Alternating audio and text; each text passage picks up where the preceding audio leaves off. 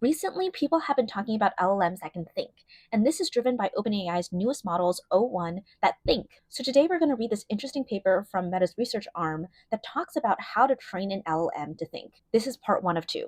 Now, the reason why we're talking about thinking is that LLMs are basically these big guessing machines that guess the next token in response. And they are quite good at this. But the problem is that a fixed computational budget goes into predicting that next token. So regardless of how hard the question posed is, that next token is going to take the same amount of computational budget. Now, this is a little bit different from how humans think, because if someone asks you a really difficult problem, you're going to spend a little bit more time thinking about it. So essentially, this paper is trying to basically teach an LLM how to think. Now, there are three cool things to know about this paper. First is that previous research focused a lot on using thinking to solve math and reasoning problems. And this paper focuses on trying to use thinking to solve general problems. Second is that they propose a new training method that can be used to train existing LLMs without the need for additional data.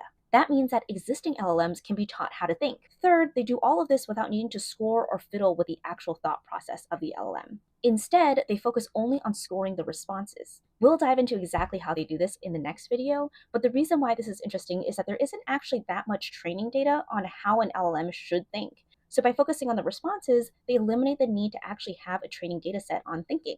What were the actual results though? Well, of course, on the benchmarks that they decided to focus on, TPO produced a better model. But I thought what was kind of interesting is that the instruction-tuned model with thought prompting didn't actually perform better. In fact, it performed worse.